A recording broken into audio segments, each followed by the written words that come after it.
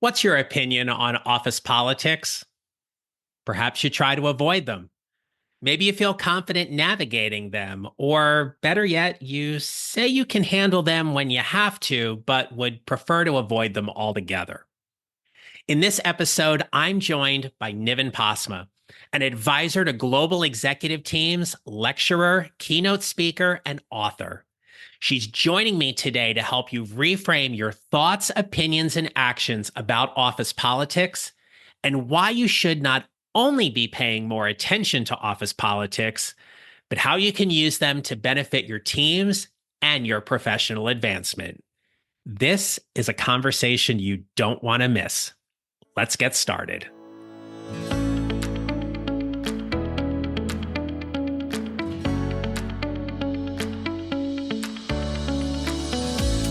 Hello, my friends. This is the Mid-Career GPS podcast, and I'm your host, John Nerrill.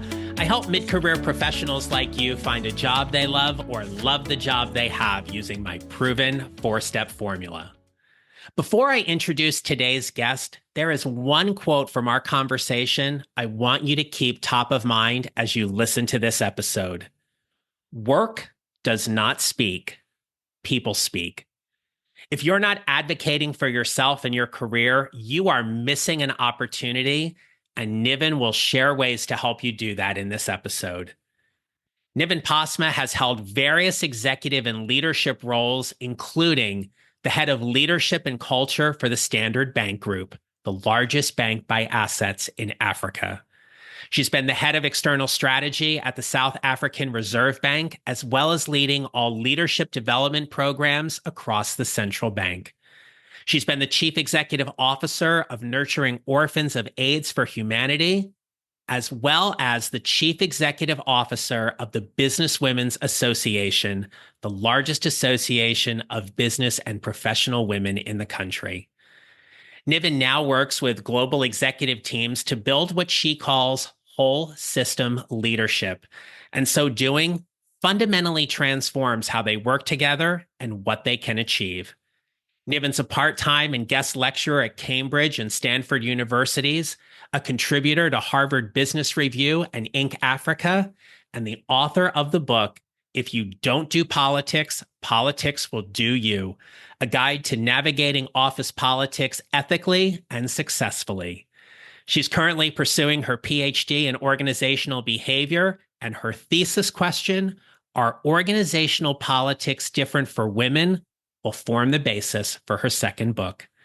She lives in Johannesburg and enjoys being married, reading, traveling, and slowly attempting to learn to play bridge. I hope you enjoy my conversation with Niven Postma. Niven, welcome to the podcast. I'm so excited to have our conversation today. Thanks. Me too, John. Yeah, so we had a great chat before we got started here today and everything, but you have such a fascinating career walk and background. I shared a little bit about that in the introduction, but would you please tell our listeners today what was your mid-career moment and why that's so important to you? Well, it's simple. I was fired. I was fired from a very senior, very executive position. I was too stupid and naive to realize that I'd been fired. I thought, been let go with a very generous severance package. And I remember phoning my partner walking out of the building saying, I've just been retrenched, which is what we call being let go in South Africa. And it took a few days for my partner to get me to acknowledge the truth that I had not been retrenched. I had, in fact, been fired. Very graciously, very professionally, but that is actually what had happened. And it was quite a wake-up call in quite a manner of ways. What was the reckoning to realize that your understanding or perception of what happened wasn't? What changed? I think it's that lovely quote from James Baldwin, who incidentally I think was born 100 years ago this year, where he said, not everything that is faced can be changed, but nothing can be changed until it is faced. And I really had to face that despite immense success in my career. I mean, my first executive position was when I was 29. and all manner of achievements of which I was justifiably proud and still am. In fact, I had a huge blind spot in my skills, in my repertoire, in my understanding. And that was really around the political skills I needed to be effective at work. I mean, I had the technical skills, I had the reputation. I hadn't looked for a role since my first role. That all come to me and been offered to me.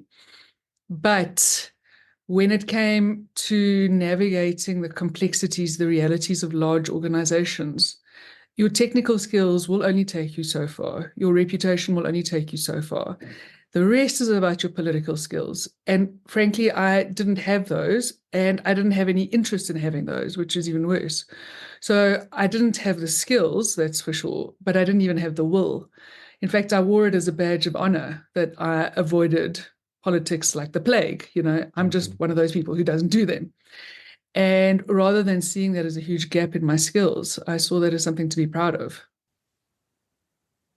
And thus we get to the crux of our conversation, because for the people who listen to this show, Niven, they are big-hearted, people-centric, mid-level, mid-career leaders and professionals who often shy away from, or like you at that point in time in your career, have that badge of honor about not wanting to do anything with office politics or organizational politics. Your book is called If You Don't Do Politics, Politics Will Do You. And we're going to dive into some of that. Can you define for us, please, what is office politics? Yes, I mean, I think that's the really important point, because most people have this aversion and allergy because I didn't understand what I was actually talking about. And so the definition that I like and that I use, it's about the informal, unofficial uses of influence and power and relationships to get things done, to sell ideas, to achieve objectives. And these informal, unofficial uses often happen behind the scenes. They're certainly not written down anywhere. They're not something that are in your KPIs. They're not in your job description. In fact, I talk about them inhabiting the white spaces between the words on your job description. Mm. And often people will hear informal and unofficial, and their mind will immediately go to, well, if it's informal and unofficial and therefore unsanctioned, it's unfair, hypocritical, and secretive. Well, yes, it can be all of those things. It can be also hugely destructive and toxic and Machiavellian, but it can also be constructive. It can be ethical. It can be something that you benefit from rather than something that's just done to you. And so when I talk about politics, I say, look, all organizations have got two sides to them, right? Of course, there's the formal side. And you see that in the standard operating procedures, in the organograms, in all manner of things. And the formal matters. The formal is real. But just as important and just as real, but not codified or taught anywhere, is the informal. And that's the space of the political. And frankly, if you're only focusing on the formal, what you think you're there to do, what you're told to do, what you take at face value, how things are written down, and you ignore the informal, well, essentially it's like you're playing tennis on half the court, football on half the field, because all organizations, all people, all families, we've got the formal, we've got the informal. If someone's been with their organization for a number of years and they're listening to this conversation and they're going, okay, I'm not really good at navigating my organizational culture and politics, but if I want to advance my career, increase my visibility, get the bonus, get promotion, get promoted, what would be some strategies you could offer them to start navigating this political landscape differently and more effectively than what they're doing right now? Well, there are a number of things. And I think the first thing would be to amplify what you're just saying here, John, around they're wanting to do these things for all the reasons that you mentioned. To also just flag to people that getting politically skilled is not just for their own benefit. I mean, there's interesting research that I mentioned in my PhD around people who are better at politics are less stressed, they're more engaged. And I mean, it actually makes sense, right? Because instead of tearing your hair out about something that's never going to change, people who are politically skilled have recognized the inevitability, they've rolled up their sleeves, and they've gotten good at it. So it has all manner of benefits, not just for you, though, also for your team. And so managers who are more politically skilled have more effective and engaged teams because those managers are navigating the landscape for their teams to be effective in. And so even if there's still a little bit of reticence because it feels like me, understand that this is also for your team and your stakeholders. You're being effective in this space and it benefits them. And then I think there's really three things. The one and the first is an awareness. So an understanding of what politics are and what they're not and what they can be. You know, the kind of conversation that we're having now can be enormously illuminating for people. It's just, I never understood that. I never knew that. So that awareness of the realm of possibilities, I think, is not insignificant. And hopefully that awareness has been sparked and will be stoked after this podcast. Then I think it's about assessment.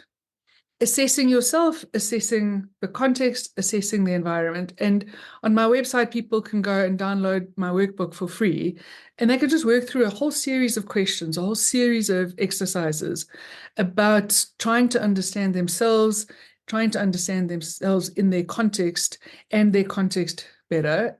And then the last thing, and it's also the last exercise in the workbook, is around political action. Well, okay, so now I get it. And I have a sense of where I am relative to where I want to be in the situation I find myself. Now, what am I going to do about it? And that's about taking the political strategy that you've developed and actually doing something about it. Actually building the kinds of relationships that you need, not just the ones that you enjoy.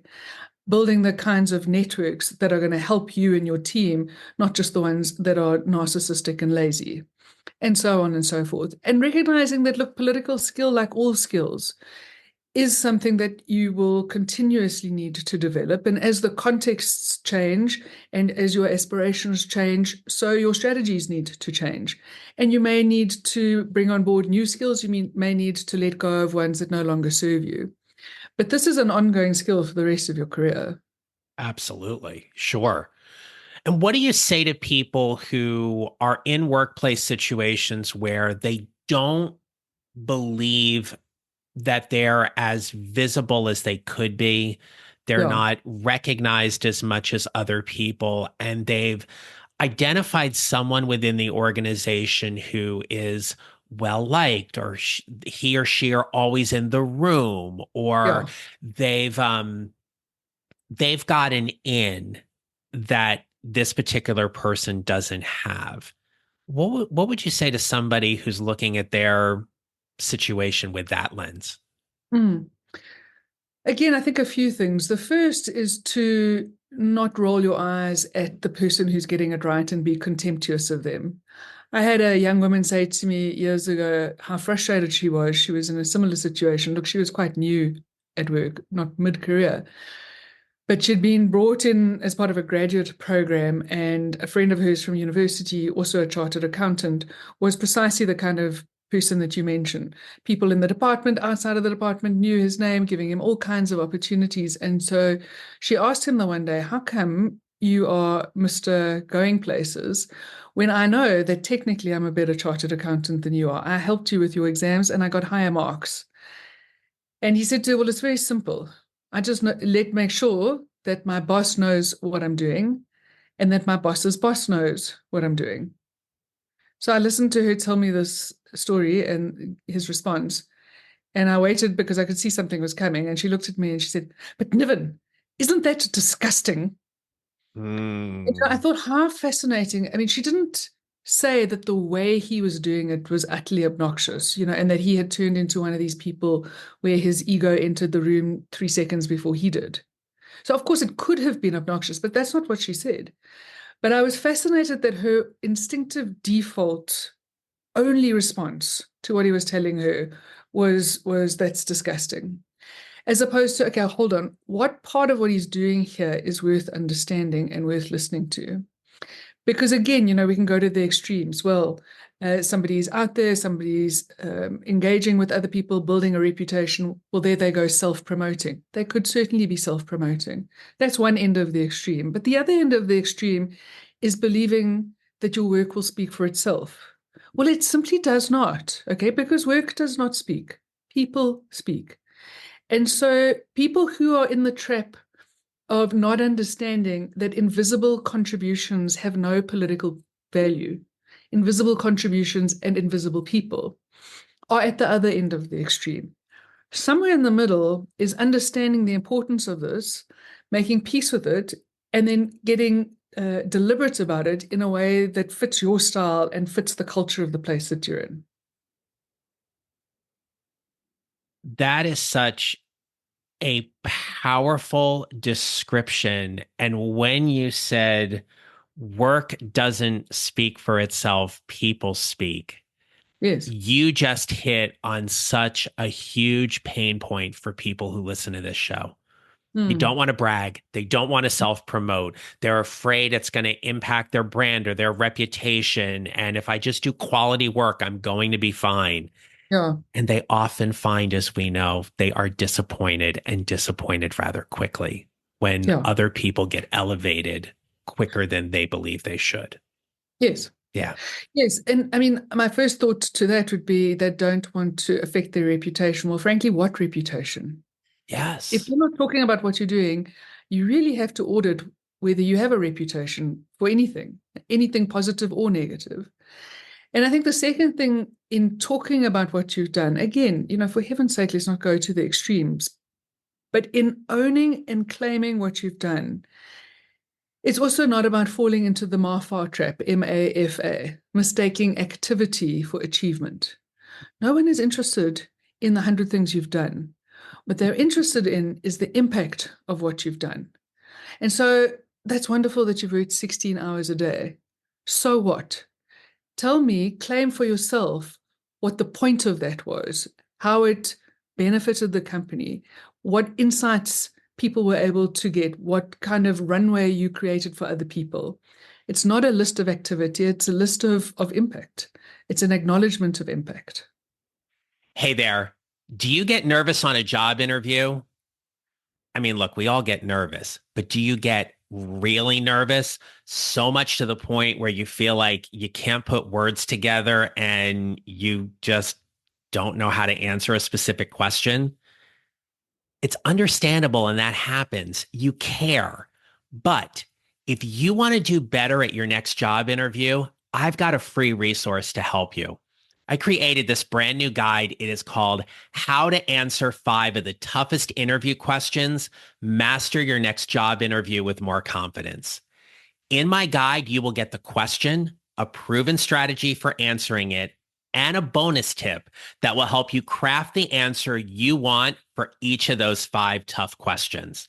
Now, you can get this free guide by visiting my website, johnneral.com/freebies. Look, I want to help you crush your next interview, and this is one way I can help you do that.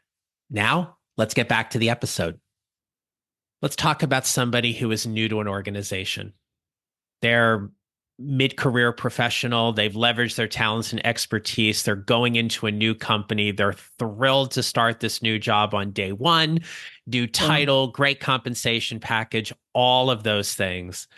What would you offer them in terms of being mindful about understanding the office or organizational politics from day one?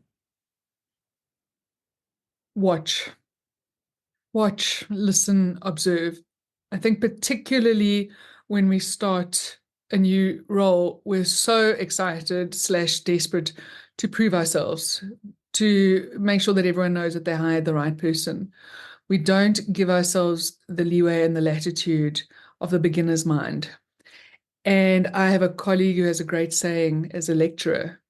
When you come into her lectures, her invitation is quiet your cleverness. You're here to learn. And particularly when you're new in an organization, quiet your cleverness about what you think is going on and who's in power, because by definition, they're in power, they're more senior. Politics is about not always taking things at face value in terms of who's actually got the power.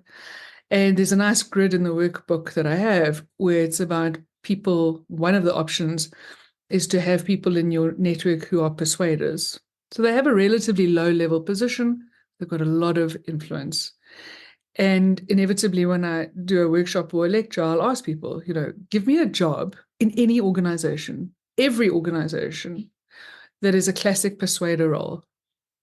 And sometimes it takes a few minutes, but often it doesn't take that long. And people say, it's the personal assistants.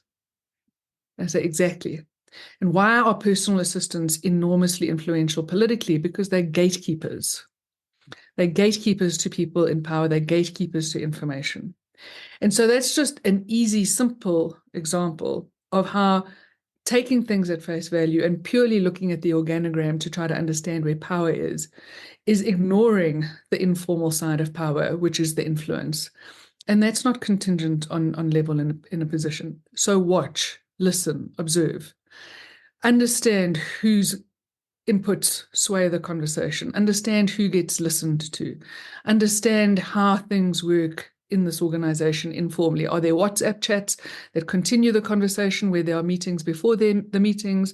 Are coffee meetings really, really important? And you're never going to get anything done unless you have the right coffee meetings with the right people. Take the opportunity that probably doesn't exist for longer than the first 100 days of being the beginner and watching and understanding how this political culture works, which may be entirely different to any other political culture you've been in. So many good things that you offered there. Now, I will share with you that I will probably steal your colleague's line with a couple of my friends who have a tendency to get a little sassy at times and just say to them, quiet your cleverness. I love that American word, sassy. I always picture somebody bracing their shoulders. Yeah. I keep the podcast a little G-rated, so in case people are listening with small kids in the car, but you could substitute sassy for whatever kind of friendly other word you'd like to use. You called out a couple of things, especially in terms of the first 100 days and how you watch and how you listen. And so as people are being observant and they're taking all of this information in and they're thinking about what you said earlier about understanding the white space in between the words and the job description. What do you offer if somebody feels that in their first 100 days, they've navigated or aligned with the wrong people politically in the organization? How can they course correct that? Mm. Again, I think the first step is to realize, okay, hold on a second. And then to not necessarily disassociate, but to start to build up other relationships, other alliances and alignments. Because certainly, I think one of the biggest political mistakes you can make, and I say it having made it, is to become one person's person. So I did that once in my career, worked for still to this day the most gifted, impressive human being and manager I've ever met in my career. And one of the biggest mistakes that I made with him was to say, listen, I've got a lot of stuff that I've got to do for you and deliver for you across the organization. Can you just give me air cover and work with the exco and deal with the politics there so that I don't have to, so that I can get on with the job? And the only thing I can fault this chap on was that he said yes to that request. I had the best 9 months of my career. I just got on and flew and did all manner of amazing things because he was dealing with all that stuff. But what he should have said and what I should have asked for is, no, hold on, help me build relationships with exco. Help me understand what I don't understand in the way they're showing up and some of their concerns about me and about the work. Because had I done that rather than what I did do, when he was then moved laterally and I was completely exposed, with Exco looking at me and me looking at them without him there to play in between, it would have been a very different kettle of fish. And it actually was quite difficult because suddenly I was exposed, suddenly I was unprotected. And so I think the same thing is true here. To have as many alliances and networks as you can and have them as broadly as you can, cross-functionally, cross levels, cross divisions. One of the exercises in the workbook is to audit your network. And often people have very, very narrow networks. And when things are highly politicized, to have a narrow network that is closely aligned with one way of doing things in an organization, especially when you're new and you're not quite sure how things are going to play out and whether you've read things properly, rather than, like I say, disassociating, just start to amplify other networks and build on those as well. What is the primary driver or motivator or even emotion for you when you think about successfully navigating these office politics? What's the result of that? I think that there are a number of results, especially if you successfully navigate them in a way that you don't feel like you've sold your soul, which hopefully people understand you don't have to do. The end result is a level of ownership and agency and impact and understanding for yourself and your team and your stakeholders that you wouldn't otherwise have. What you would normally have is a level of frustration and resentment at a whole reality that people deny exists, but which you know exists, and which no one ever teaches you about. So acknowledging that you're not imagining this and then getting skilled in a space that is real and important, I think opens up all manner of possibilities, both personally and professionally, intellectually and emotionally. So it leads me then to ask you this question. If someone is a heart-centered, people-focused leader, they care deeply about their team, wanting them to succeed, themselves individually succeed, the organization to succeed. Is there a way for them to strike that balance between caring for their team and navigating all of the organizational and office politics that can ultimately be a happy marriage between the two?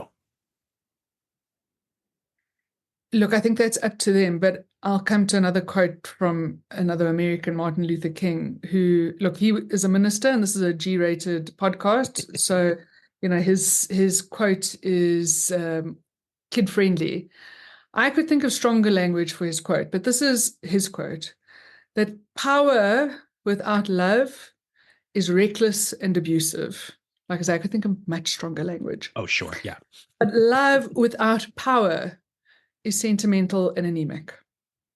And so I think, as someone who cared deeply about my teams, who cared deeply about being a manager who grew other people, and who, when I think back on my career, the things that I'm most proud of are when I grew other people.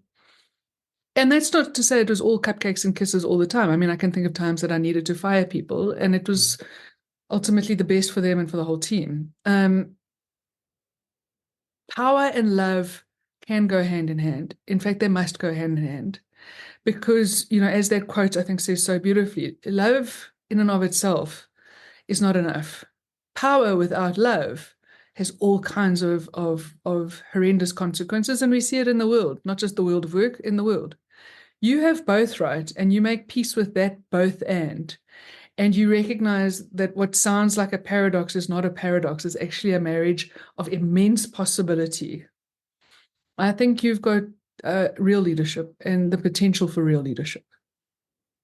Yeah, absolutely. I thank you for sharing that and offering those insights. This has been such a powerful and eye-opening conversation, and one which I hope our listeners today will share and go back and replay some parts of this conversation as they figure out how they're building their mid-career GPS and thinking about what's next for them. But Niven, as we start wrapping up, what advice, be it something you've already shared or something you haven't, would you give someone who's listening today to help put another step in their mid-career GPS?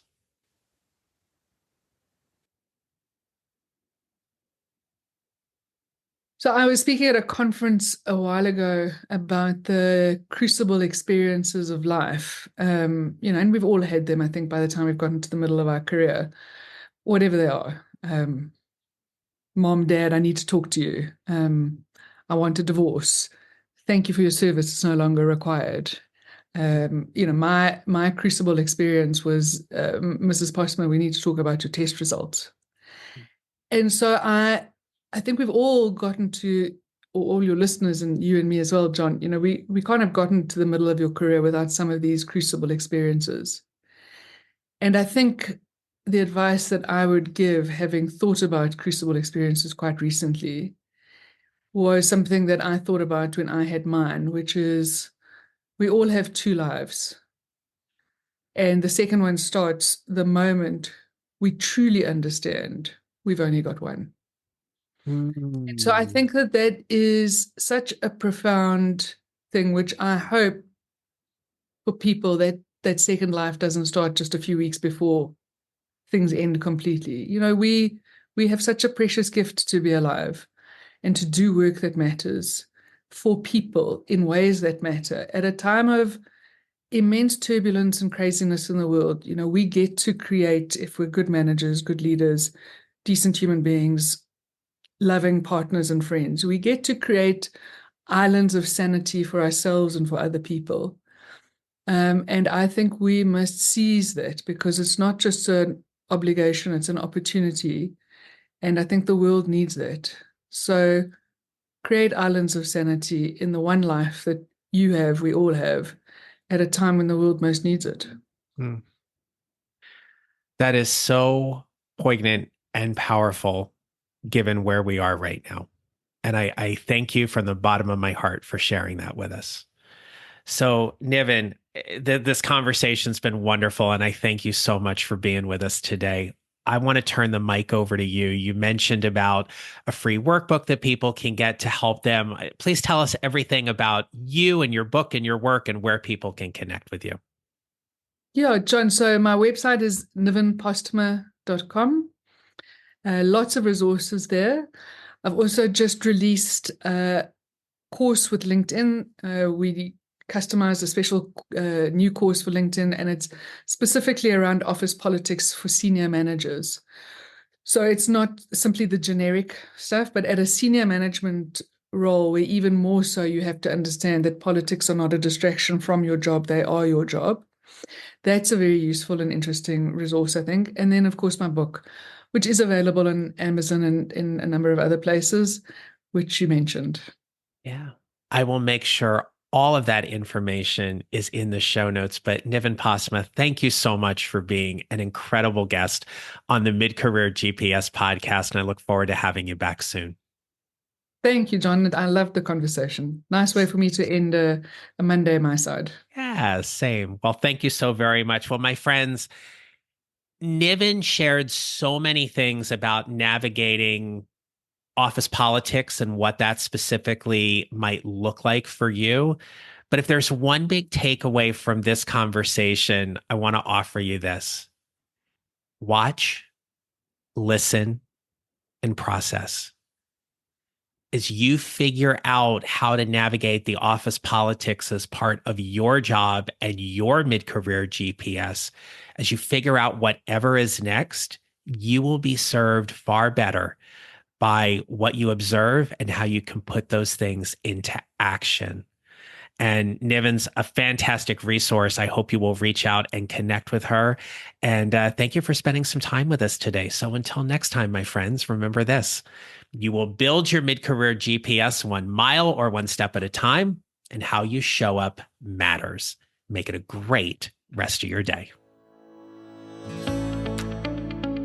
Thank you for listening to the Mid-Career GPS podcast. Make sure to follow on your favorite listening platform. And if you have a moment, I'd love to hear your comments on Apple Podcasts. Visit johnneral.com for more information about how I can help you build your mid-career GPS, or how I can help you and your organization with your next workshop or public speaking event. Don't forget to connect with me on LinkedIn and follow me on social at John Neral Coaching. I look forward to being back with you next week. Until then, take care, and remember, how we show up matters.